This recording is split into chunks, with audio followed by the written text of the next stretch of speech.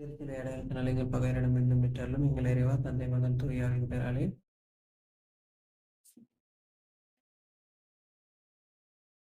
ஆண்டவர் இயேசு கிறிஸ்துவின் பெயராலும் இயேசு கிறிஸ்துவின் இரத்தத்தினாலும் இன்று உங்களை மற்றொரு வீடியோவில் சந்திப்பதில் மிகுந்த மகிழ்ச்சி அடைகிறேன். இன்னைக்கு நாம் பார்க்க போகிற தலைப்பு என்னன்னு பார்த்தீங்கன்னா, சினிமா பார்க்கறத பற்றி தான் நம்ம இன்னைக்கு பார்க்க போகிறோம். சினிமான்னு மட்டும் இல்லைங்க, எல்லா ஊடகங்களை குறித்து நம்ம என்ன பண்ண போகிறோம், இன்னைக்கு அலசி ஆராய போகிறோம். அதை குறித்து நம்ம பார்க்க போகிறோம். சரி, நம்ம எல்லாருக்குமே ஒரு சங்கீதம் தெரியும். என்னன்னு கேட்டிங்கன்னா, இந்த பாரம்பரிய கிறிஸ்தவர்களுக்கெல்லாம் இந்த திருப்பாடலை வாசிச்சுட்டு தான் தூங்க போகணும், இல்லை எழுந்திரிச்சு வேலைக்கு போகணும் அப்படிலாம் சொல்லுவாங்க. என்னுடைய அத்தை கூட மதராக இருக்காங்க, அவங்களும் கூட இதான் எனக்கு சொல்லி கொடுத்தாங்க. அது நல்லது தான், அந்த 91வது திருப்பாடல். ஆனால் நான் உங்களுக்கு என்ன சொல்கிறேன்னா, டெய்லி ஒரு சங்கீதத்தை வாசிங்க, அதுதான் நல்லது. இந்த 91வது திருப்பாடல் என்ன சொல்லுது அப்படின்னா, நம்ம மக்கள் எல்லாருக்குமே ஆசீர்வாத வசனங்கள் மட்டும்தான் பிடிக்கும். ரொம்ப கஷ்டமான கட்டளைகளை கொடுத்துக்கிட்டோம்னா அவ்வளோதான், இந்த வீடியோ கட் பண்ணிவிட்டு போயிடுவாங்க.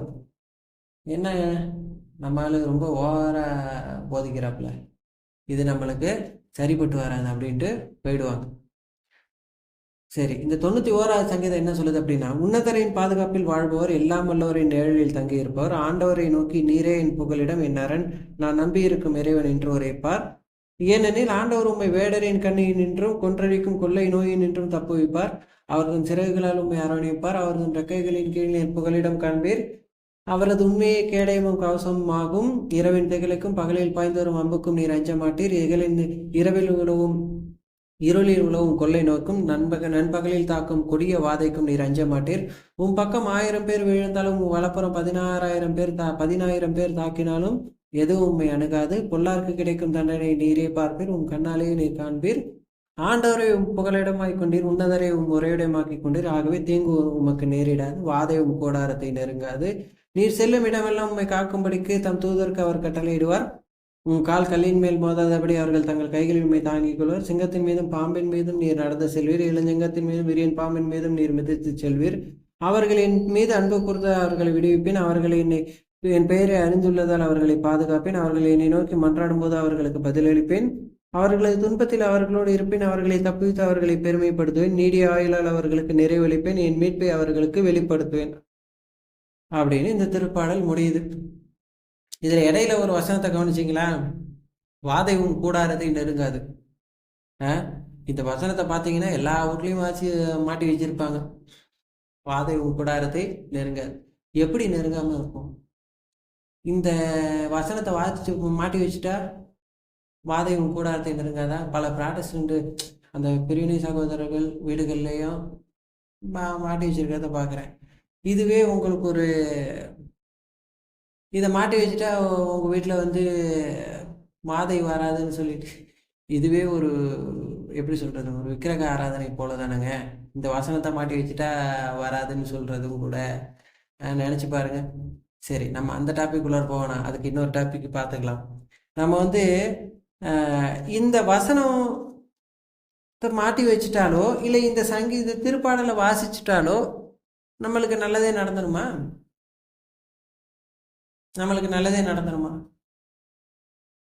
இந்த உன்னதரின் பாதுகாப்பில் வாழ்பவர், எல்லாம் வல்லவரின் நிழலில் தங்கி இருப்பவர், இவரெல்லாம் யாரு? உன்னதரின் பாதுகாப்புல வாழ்பவர் யார்? முதல்ல எல்லாம் வல்லவரின் நிழலில் தங்கி இருப்பவர் யார்? இதுக்கு இன்னொரு திருப்பாடல்ல இருந்து உங்களுக்கு விடை சொல்லவா, பதில் சொல்லவா?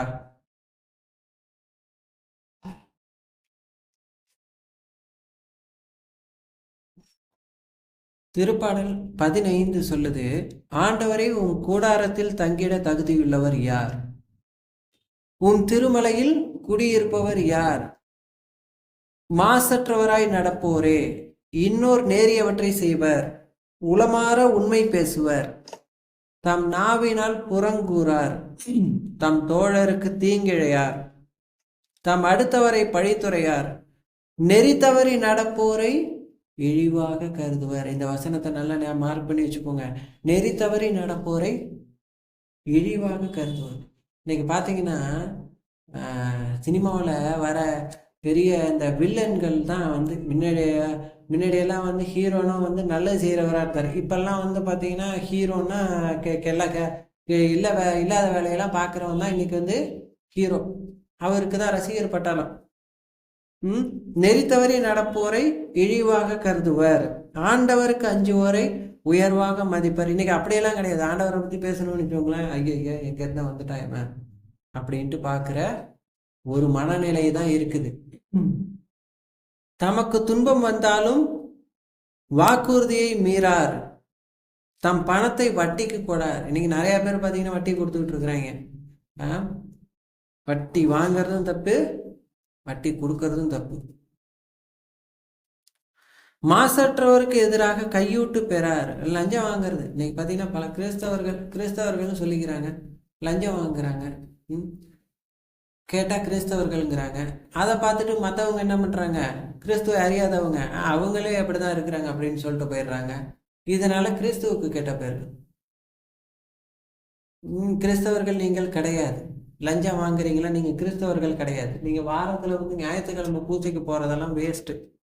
லஞ்சம் வாங்குறியா, வட்டிக்கு கொடுக்குறியா, வட்டி வாங்குறியா, நீ கிறிஸ்தவன் கிடையாது. ஆமாம், கிறிஸ்தவன் ஏன் அப்படி சொல்கிறான் அப்படின்னா, நீ சொல்ல யாருன்னு கேட்கலாம். நீ ஏன் அப்படி சொல்கிறான் அப்படின்னா, கிறிஸ்தவர்கள்லாம் என்ன தெரியுமா, கிறிஸ்து அவர்கள், கிறிஸ்து அவள். நீ கிறிஸ்துவ பிரதிபலிக்கிறியா? கிறிஸ்துவ பிரதிபலிக்காம எப்படி கிறிஸ்தவராக இருக்க முடியும்? ஊழல் செய்கிறவங்களும், வட்டிக்கு வாங்குறவங்களும், லஞ்சம் வாங்குறவங்களும் கிறிஸ்துவ வெளிப்படுத்துகிறாங்களா? நீங்களே சொல்லுங்க. இயேசு கிறிஸ்துவ நீங்கள் வெளிப்படுத்துவீங்களா? இயேசு கிறிஸ்து இப்படி தான் லஞ்சம் வாங்கிட்டு இருந்தாரா? இயேசு கிறிஸ்து இப்படி தான் வட்டிக்கு வாங்கிட்டு இருந்தாரா? அப்போ நீங்கள் கிறிஸ்தவரா? இப்போ நான் சொல்கிறதுல என்ன தப்பு இருக்கு? ஆண்டவருக்கு நெறி தவறி நடப்போற இழிவாக கருதுவார். இன்னைக்கு பார்த்தீங்கன்னா நெறி தவறி நடக்கிறவங்களாம் தான் வந்து உயர்வு. அவர் வந்து எங்கள் ஹீரோ, நான் அவரோட ஃபேனு ஏசின்னு இருக்கு. பார்த்தீங்கன்னா 24வது திருப்பாடல் சொல்லுது, ஆண்டவரது மலையில் ஏற தகுதியுள்ளவர் யார்? அவரது திருத்தலத்தில் நிற்கக்கூடியவர் யார்? கரைப்படாத கைகளும் மாசற்ற மனமும் உடையவர், இருதயத்துல சுத்தமுள்ளவனும், பொய் தெய்வங்களை நோக்கி தம் உள்ளத்தை உயர்த்தாதவர், வஞ்சக நெஞ்சோடு ஆணையிட்டு கூறாதவர், இவரே ஆண்டவரிடம் ஆசி பெறுவார். தாம் மீட்பராம் கடவுளிடமிருந்து நேர்மையாளர் என தீர்ப்பு பெறுவார். புரியுதா? கரைப்படாத கைகள் உங்ககிட்ட இருக்குதா? அநியாயமா சொத்து சேர்க்காம இதெல்லாம் இருக்கு அவங்கள்ட்ட? யோசிச்சு பார்க்கணும். ஆனவே ஒவ்வொரு நாளும் என்கிட்ட நானும் இந்த கேள்வியை கேட்டுக்கிறேன். மாசற்ற மனம் நம்மள்கிட்ட இருக்கா? இருதயத்துல சுத்தம் இருக்கா? பொய் தெய்வங்களை நோக்கி தம் உள்ளத்தை உயர்த்தாத. சில பேர் பார்த்தீங்கன்னா கிறிஸ்தவனை இருந்துக்கிட்டு என்ன பண்றாங்க, சகனம் பார்க்கறதும், ஜோசியம் பார்க்கறதும், ஜாதகம் பார்க்கறதும், நல்ல நேரம் பார்க்கறதும், செவ்வாய் வெள்ளிக்கிழமை பார்க்கறதும், கருப்பு போட மாட்டேன்னு சொல்றதும், இப்படியெல்லாம் இருந்தா இதுக்கு பேர் என்ன?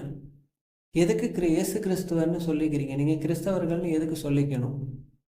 கிறிஸ்தவர்களுக்கு வந்து எந்த ஒரு இதுவுமே கிடையாது. நிறமோ நாட்களோ கிழமைகளோ எதுவுமே கிடையாது. ஆண்டவர் படைச்ச எல்லா நாளும் நம்மளுக்கு நல்ல நாள் தான். ஆண்டவருடைய இந்த உலகத்தில் உள்ள எல்லா கலருமே நல்ல கலருங்க தான். எதுவுமே நம்மளுக்கு தீட்டு கிடையாது, எதுவுமே வந்து கூடாததே கிடையாதே. நம்மளுக்கு தீட்டு கிடையாது, இல்லை கூடாததே கிடையாது. நம்மளுக்கு எல்லாமே நல்லது தானே நம்மளுக்கு. அதை எதுக்கு நீ வந்து இது எல்லாத்தையும் நீ பார்த்துக்கிட்டு இருக்கிற? இது நல்ல நேரம், இது வந்து சரியில்லாத நேரம், இதெல்லாம் யார் சொன்னா உனக்கு? பைபிள் எழுதியிருக்கா இதெல்லாம் நல்ல நேரம்? யாராவது நல்ல நேரம் பார்த்து ஏதாவது வேலை செஞ்சுருக்காங்களா பைபிளில்? நல்ல நேரம் பார்த்து ஏதாவது வேலை செஞ்சாங்களா? சொல்லுங்கள். மாதா கருத்தரிக்கும் போது நல்ல நேரம் பார்த்து தான் கருத்தரிச்சாங்களா? இல்லை குழந்தைய பெக்கும்போது நல்ல நேரம் பார்த்தா குழந்தை பெற்றாங்களா அவங்க? ம் இன்னைக்கு பார்த்தீங்கன்னா ஒரு நாள் முன்னாடி குழந்தை பிறக்கணும்னு சொல்லிட்டு சிசேரியன் பண்ணுறவங்கலாம் இருக்கிறதா கேள்விப்படுறேன். கால கொடுமைடா சாமி. இதெல்லாம் என்ன வேலை இதெல்லாம்? உங்களையெல்லாம் கடவுள் ஆசீர்வதிச்சிருவாரு. கடவுள் உங்களையெல்லாம் உன்னதரின் பாதுகாப்பில் வாழ்கிறவராக வச்சிருவாரு. நீங்களும் உன்னதரின் பாதுகாப்பில் வாழ்ந்துருவீங்க. வாதை உன் கூடாரத்தை நெருங்காதுப்பா. என்ன இதெல்லாம்? இதெல்லாம் என்ன ஒரு காரியம் இதெல்லாம்? பைபிளை வச்சுக்கிட்டு ஒரு கையில் வந்து பைபிளை வச்சுக்கிறது, ஒரு கையில் இயேசு கிறிஸ்துவை பிடிச்சிக்கிறது, ஒரு கையில் பிசாசை பிடிச்சிக்கிறது, ரெண்டும் வேணுங்கிறது. அவர் விட்டுட்டு போயிடுவார். நீ அவனையும் வச்சுக்கோப்பான்ட்டு போயிடுவார். இந்த உன்னதரின் பாதுகாப்பில் வாழ்கிறவங்கெல்லாம் யார் தெரியுமா? எசாயா 33:15 சொல்லுது,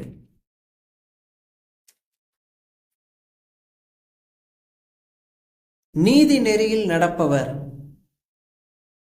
நேர்மையானவற்றை பேசுபவர், கொடுமை செய்து பெற்ற வருவாயை வெறுப்பவர், கையூட்டு வாங்க கை நீட்டாதவர், இரத்தப்பழி செய்திகளை செவி கொடுத்து கேளாதவர், தீயவற்றை கண்கொண்டு காணாதவர், அவர்களே உன்னதங்களில் வாழ்வர். கற்பாறை கோட்டைகள் அவர்களது காவலரன் ஆகும். அவர்களுக்கு உணவு வழங்கப்படும், தண்ணீர் தரப்படுவதும் உறுதி. இந்த வசனத்துக்கு வந்து ஒரு சாட்சி ஒன்று நான் சொல்கிறேன் கேளுங்க. நீதிமான்லாம் இல்லைங்க. நான் நீதிமான்லாம் இல்லை. நான் ஒரு பாவி. ஆண்டவருடைய இரத்தத்தினால கழுவப்பட்டு அவருடைய கிருபையில வாழ்ந்து கொண்டு இருக்கிற நான் வந்து ஒரு சாட்சி ஒன்று சொல்றேன் கேளுங்க. ஒரு நாள் வந்து பார்த்தீங்கன்னா எங்கள் ஊரில் வந்து நாங்கள் வந்து ஒரு கிராமம் தான். அந்த கிராமத்தில் பார்த்தீங்கன்னா ஒரு தண்ணி வந்து வரலைங்க. தண்ணி வரலை. எத்தனை நாள் வரலன்னு கேட்டிங்கன்னா ஒரு 10-15 நாள் கிட்ட வரலைங்க. ஊரே வந்து ரொம்ப தட்டுப்பாட்டில் இருக்கிறோம் நாங்கள். ரொம்ப தூரத்தில் வந்து ஒரு அடிபைப்பு இருக்குது. அங்கே தான் போய் என்ன பண்ணுறோம், கேனில் வந்து தண்ணி எடுத்துக்கிட்டு வர வேண்டிய ஒரு சூழ்நிலை. அப்படி ஒரு சூழ்நிலை அன்னைக்கு என்னென்னா, ஏதோ மோட்ரு ரிப்பேர் ஆகிடுச்சின்னு சொல்லிட்டு என்ன பண்ணல, தண்ணி வரல. ஒருத்தவங்க வீட்டுக்கும் உப்பு தண்ணி, புழங்குற தண்ணி வரவே இல்லை. இதில் ஒரு மிகப்பெரிய ஒரு அதிசயம், ஆச்சரியம் நடந்துச்சு. யாருக்கிட்டேயும் சொல்லலை. முறையாக உங்கள்கிட்ட பகிர்ந்துக்க ஆசைப்படுறேன். அந்த எங்களுடைய தெருவில் வந்து பார்த்திங்கன்னா எங்கள் வீடு வந்து கொஞ்சம் உள்ளடங்க இருக்கும். ஒரு குளம் இருக்கும், அதை ஒட்டி தான் எங்கள் வீடு இருக்கும். பார்த்திங்கன்னா முன்னாடியெல்லாம் நான் அந்த பக்கமெல்லாம் வீடுகள் இருக்கும். இங்கே தான் வீடு இருக்கும், எங்களோட வீடு. அப்போ என்ன ஆயிடுச்சுன்னா, அந்த 4-5 வீட்டையும் தாண்டி தான் என்ன பண்ணும், எங்களுக்கு வந்து உப்பு தண்ணி வரும். அன்னைய தினம் வந்து தண்ணி வரலைங்க. தண்ணி வரலை. ஆனால் என்ன ஒரு அதிசயம் அப்படின்னா, எங்கள் வீட்டில் உப்பு தண்ணி வந்துக்கிட்டு இருந்தது. எங்கள் அம்மா வந்து சொன்னது இது, நீங்கள் நம்புங்க, நம்பாமல் போங்க, அதை பற்றி பிரச்சனை இல்லை. அன்னைக்கு இந்த வசனத்தை வந்து நான் நினச்சி பார்த்தேன். அன்னைக்கு எங்கள் வீட்டுக்கு தண்ணி வந்துச்சு. நாங்கள் வந்து புழங்கினோம். அது ஒரு பெரிய பெரிய அதிசயம், ஒரு பெரிய மிராக்கிள். அது ஆண்டவருக்கு நன்றி சொல்லிக்கிறேன் நான். சரி, இப்படி நம்ம வந்து அது ஒரு சாட்சி. இப்போ நம்ம டாபிக்குள்ளார வருவோம். உன்னதங்களில் வாழணும் அப்படின்னா என்னத்தெல்லாம் செய்யணும் அப்படின்னா, நீதி நெறியில் நடக்கணும், நேர்மையானதை பேசணும், கெட்ட வார்த்தை பேசக்கூடாது. என்ன பண்ண வேண்டியது, கண்ணா அப்படின்னாட்டு கெட்ட வார்த்தை பேசிட வேண்டியது. கெட்ட வார்த்தை பேசிட்டு நீ பாவம் மன்னிப்பு கேட்டுட்டா அப்போ ஆண்டவர் என்ன பண்ணிவிடுவார், உன் பாவத்தை மன்னிச்சுடுவார் இல்லையா? இது என்ன கதை? இது பேசக்கூடாதுன்னு தெரியும், திரும்ப பேசிவிட்டு நான் பாவம் மன்னிப்பு கேட்டுக்கிட்டா, நீ தெரியாமல் செய்கிற தப்புக்கு தான் பாவம் மன்னிப்பு. தெரிஞ்சு செய்கிற தப்புக்கு, அதாவது இயலாமையில் திரும்ப திரும்ப பாவம் செய்கிற, அதாவது உங்களுடைய பலவீனத்தினால செய்கிற, அதுக்கும் கூட பரிசுத்தாவி வாங்கினேன்னா விட்டுடலாம், பாவத்தை விட்டுடலாம், அது வேற விஷயம். ஆனால் நீ தெரிஞ்சே செய்கிற பாவத்துக்கு எப்படி ஆண்டவர் மன்னிப்பார்? காலையில் என்ன பண்ண வேண்டியது, ஆண்டவருடைய திருவுடலை வாங்கிட்டு திருரத்தத்தை வாங்கிட்டு நாக்கு நீட்டி நீ போயிட்டு வாங்கிட்டு போயிடுவ. நைட்டு என்ன பண்ண வேண்டியது, அதே வாயால் கண்ணா புண்ணான்னு கெட்ட வார்த்தையில் பேசுறது. பையனையோ இல்லை பொண்ணையோ தன்னுடைய மகளையோ மகனையோ இல்லை யாரையோ சொந்தக்காரனையோ நண்பனையோ ஏதோ ஒன்று. இல்லை ஒரு சில பேர் பார்த்தீங்கன்னா ஜாலிக்கு கெட்ட வார்த்தை பேசிக்கிறது. இதெல்லாம் என்ன கேவலமான விஷயம்.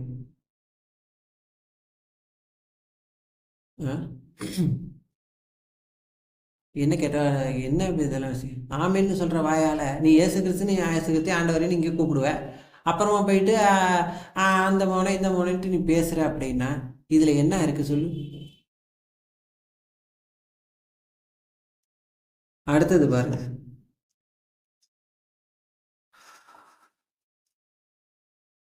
கொடுமை செய்து பெற்ற வருவாயை வெறுப்பவர். எப்படி வேணாலும் சம்பாரிச்சு போடலான்னு அலையார் கிறிஸ்தவர்களை எல்லாரும்.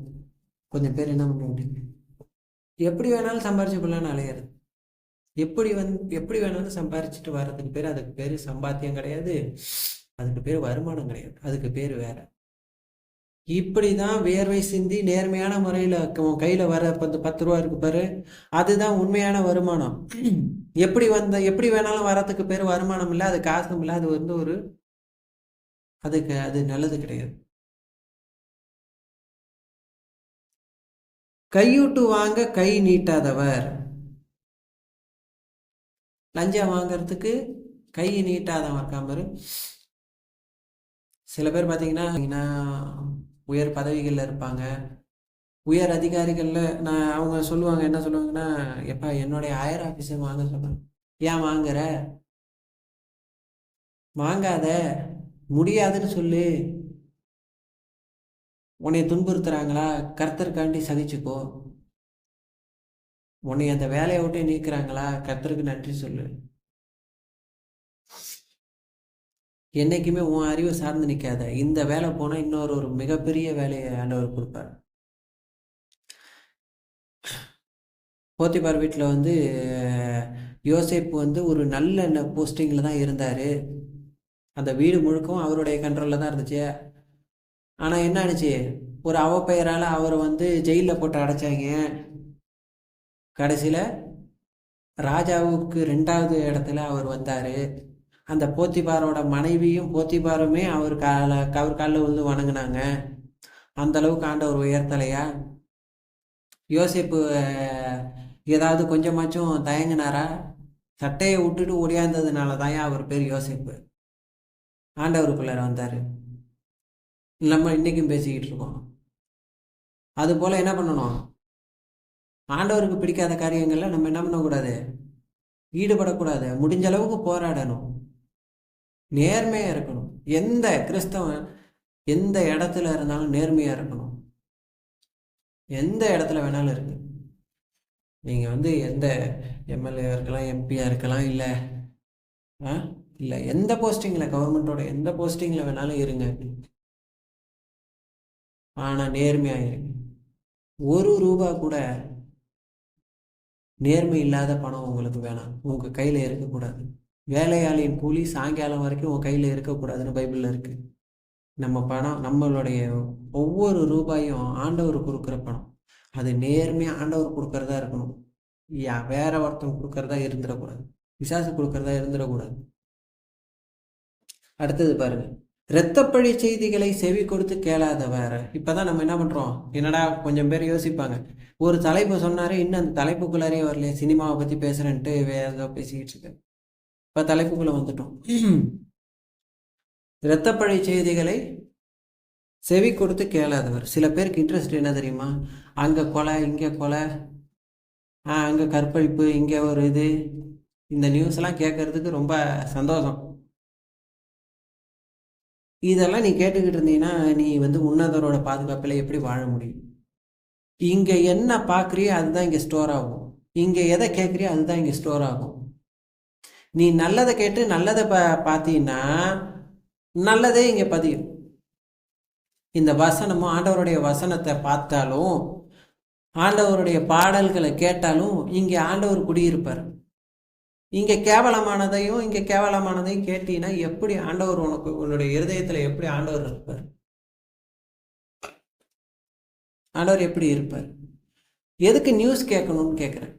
இப்போ ஒரு சில பேர் தெரிஞ்சுக்கணும்ப்பா, சரி நியூஸ் கேட்டு சில அநியாயங்கள் கொடுமைகள்லாம் நடக்குது, நீ அடுமே அப்படியே பொங்கி எழ போறீங்களா, இல்லை போய் தடுத்துட போறீங்களா?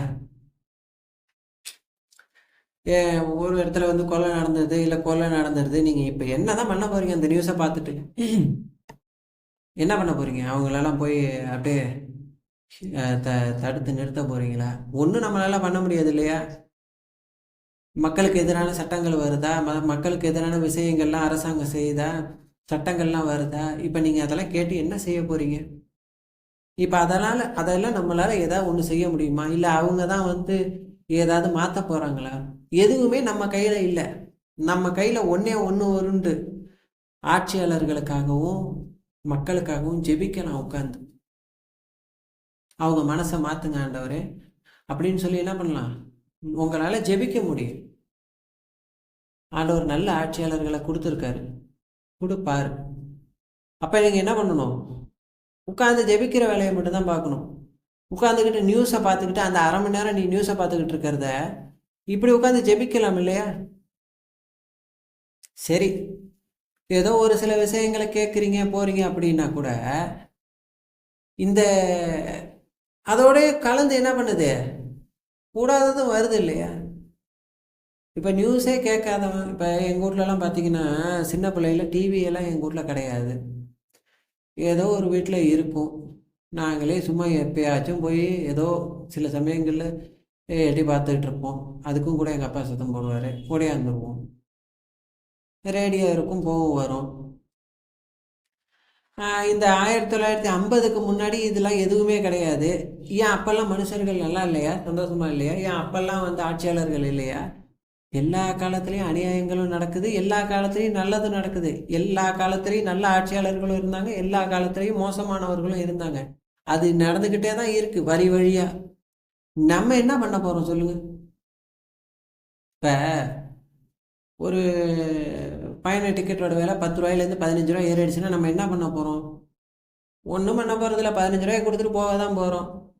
வேறு என்ன பண்ணுறது? இல்லைன்னா சைக்கிள் எடுத்துகிட்டு போக போகிறோம். ஏதோ ஒன்று செய்ய போகிறோம்.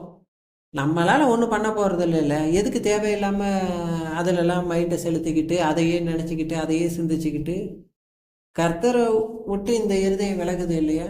இதெல்லாம் எதுக்கு நம்ம பார்க்கணும்? இரத்தப்பழி செய்திகளை, இந்த கொலை செய்திகளெல்லாம் நீ பார்க்கறதுனால என்ன ஆகுன்னு கேட்டீங்கன்னா அந்த பிசாசு உனக்குள்ளார வந்து உள்ளார உட்காந்துக்கும். தீயனவற்றை கண் கொண்டு காணாதவர். பாருங்க, இன்னைக்கு இதை பற்றி தான் முக்கியமாக நம்ம பேச வந்ததே. இன்னைக்கு நம்ம முக்கியமாக இதை பற்றி தான் பேச வந்திருக்கோம். என்ன பண்ண வேண்டியது? இப்படி கொஞ்சம் பேர் என்ன பண்ண வேண்டியது, இதை பார்த்துக்கிட்டே உட்காந்துருக்கிறது. ஒரு காலகட்டத்தில் என்ன ஆகுது, இதை அவனே ட்ரை பண்ணி பார்த்துட வேண்டியது. நான் ஒரு செய்தி கேள்விப்பட்டேன். ஒரு படத்தில் வர ஒரு திருட்டு சம்பவத்தை வந்து அந்த ஹீரோ செஞ்சுட்டாராம். இவன் என்ன பண்ணியிருக்கான், அதே மாரியே ஒரு மாலில் போந்து திருடி இருக்கான், மாட்டிக்கிட்டான். உன் வாழ்க்கை வீணாக போச்சு இல்லையா? இது தேவையா? இது இந்த சினிமாவில் பார்த்தீங்கன்னா ஒரு 30 நாள் படம் ஓடுறதுக்கு என்ன வேணாலும் காட்டிடுறீங்க, எதை வேணாலும் காட்டலாம். 30 நாள் படம் ஓடுனா சரி, வருமானம் வந்தால் சரி, உன் வீடு நொம்புனா சரி, அப்படியே அவங்க போயிட்டு இருக்கிறாங்க. இதெல்லாம் பார்த்துட்டு இவங்க என்ன பண்ண வேண்டியது, தன்னை ஒரு அந்த ஹீரோவாக நினச்சிக்கிட்டு இவன் ஊரில் சுற்றிக்கிட்டு இருக்க வேண்டியது. அவங்க என்ன செஞ்சாங்களோ அதெல்லாம் காட்டினாங்களோ அவன் அந்த இதை முடிச்சுட்டு அவன் வீட்டுக்கு போயிடுவாங்க. இவன் என்ன பண்ணுவான், இந்த கேப் மாதிரி வேலையெல்லாம் இவன் ஆரம்பிச்சிடுவான். முக்கியமாக பார்த்தீங்கன்னா லவ் தான். ஒரு ஹீரோ இருப்பார், ஒரு ஹீரோயின் இருப்பாங்க, லவ் பண்ணுவாங்க, கல்யாணம் பண்ணிடுவாங்க. இதை பார்த்துட்டு என்ன பண்ண வேண்டியது, இவனும் லவ், உடனே லவ் தான். ஏன்பா இது? அவங்களுக்கு வயசு வரும்போது வீட்டில் அப்பா அம்மா இருக்காங்க, கல்யாணம் பண்ணி வைக்க மாட்டாங்க. இதே ஒரு படத்தில் என்ன பண்ண வேண்டியது, லவ் ஃபெயிலியர் ஆகிடுச்சோன்னா என்ன பண்ண வேண்டியது, கையை கழிச்சிட்டு சாகுற மாதிரி காட்டிட வேண்டியது. இங்கே பல பேர் என்ன பண்ண வேண்டியது, பல ஆத்மா கையை கிழிச்சிக்கிட்டு செத்து போயிட்டு நரகத்துக்கு போயிட வேண்டியது. அவன் நம்ம இருக்கன்னு நம்ம போய் உட்காந்துக்கிறான், இங்கே இவன் செத்து போயிடுறான். இதுல என்ன கால கொடுமை இது?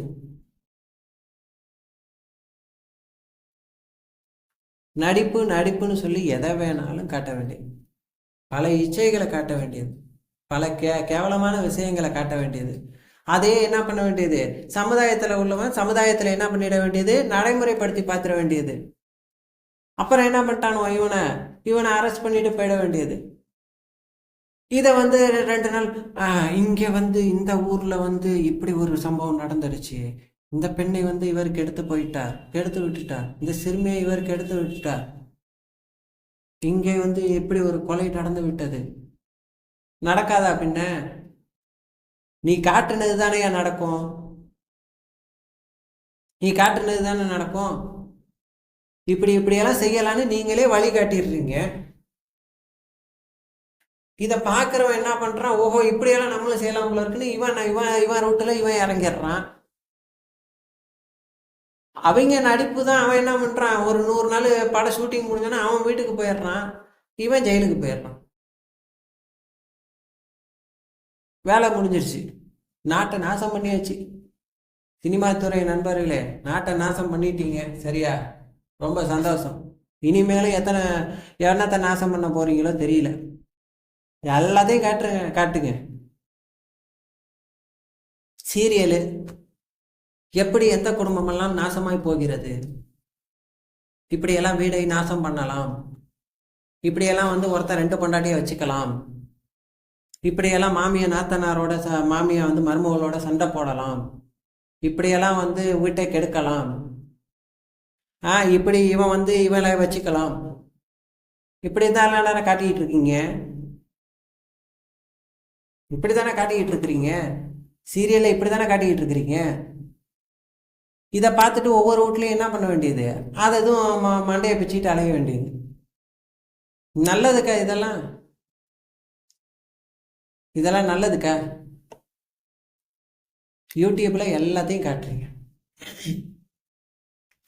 வியூஸ் போகணுங்கிறதுக்காண்டி என்ன வேணாலும் காட்டுறீங்க. சில சேனல் பார்த்தீங்கன்னா உயிரோட இருக்கணும் செத்து போயிட்டான்னு சொல்லிட்டு இருக்கிறாங்க, அதுக்கு எத்தனை வியூஸ் போயிருக்குங்கிறீங்க. இதெல்லாம் உண்மையாடான்னு சொல்லி கொஞ்சமாச்சு யோசிக்கிறது இல்லை. இதெல்லாம் என்ன ஒரு விஷயம், இதெல்லாம் கேவலமான விஷயமா இல்லை.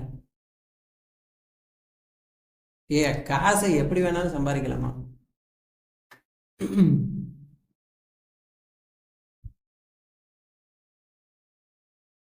இதெல்லாம் கிறிஸ்தவர்களான நம்ம பார்க்கலாமா?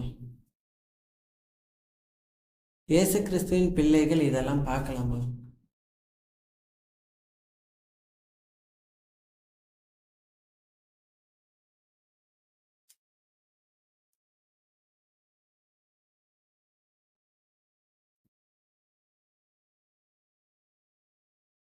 பல பேர் சினிமா பார்த்து சீரியலை பார்த்து பல வீடுகள் நாசமாக போச்சு, பல கிறிஸ்தவ வீடுகள் நாசமாக போச்சு.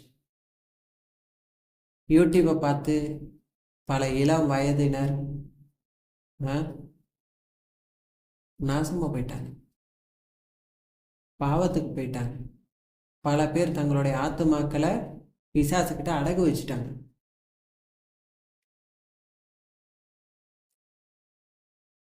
ஒரு கிறிஸ்தவன் சினிமா பார்க்குறதோ சீரியல் பார்க்குறதோ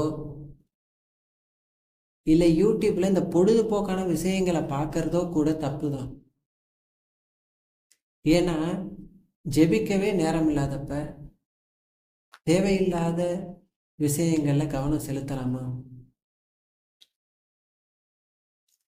இப்படி இச்சையை தூண்டும் படங்களை பார்க்கலாமா? சினிமா பூராவுமே மோசமாக தான் இருக்கு. அப்படி இருக்கக்குள்ளார அதெல்லாம் நம்ம பார்க்கலாமா? கிறிஸ்தவ பிள்ளைகள் பார்க்கலாமா?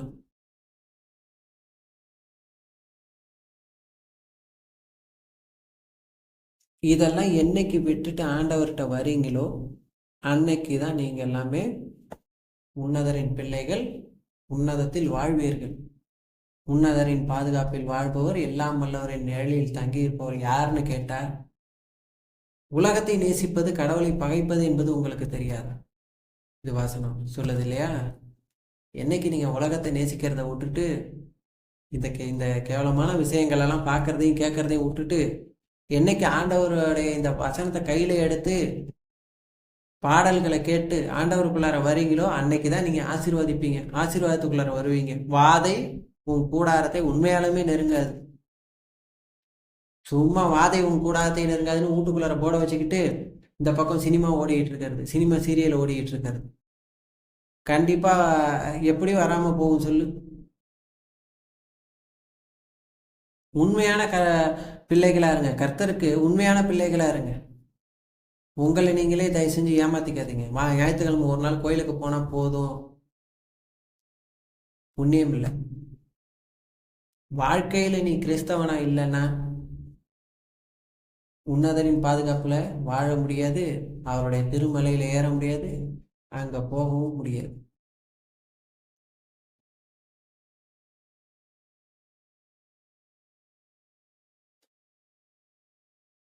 ஜெபிப்போமா? ஆண்டவர் இயேசு கிறிஸ்துவின் பெயராலும் இயேசு கிறிஸ்துவின் இரத்தத்தினாலும் நீங்கள் அனைவரும் உங்கள் பாவங்களிலிருந்து விடுதலை பெற்று எல்லா விதமான உலக நாட்டங்களிலிருந்தும் விடுபட்டு எல்லா விதமான இச்சையின் தூண்டுதல்களிலிருந்தும் விடுபட்டு நீங்கள் அனைவரும் பரிசுத்தமான வாழ்விற்கு கடந்து செல்வீர்களாக. ஆண்டவர் இயேசு கிறிஸ்துவின் பெயரும் இயேசு கிறிஸ்துவின் இரத்தமும் உங்களை என்றும் பாதுகாப்பதாக. ஆமென். Praise the Lord. மரியே வாழ்க.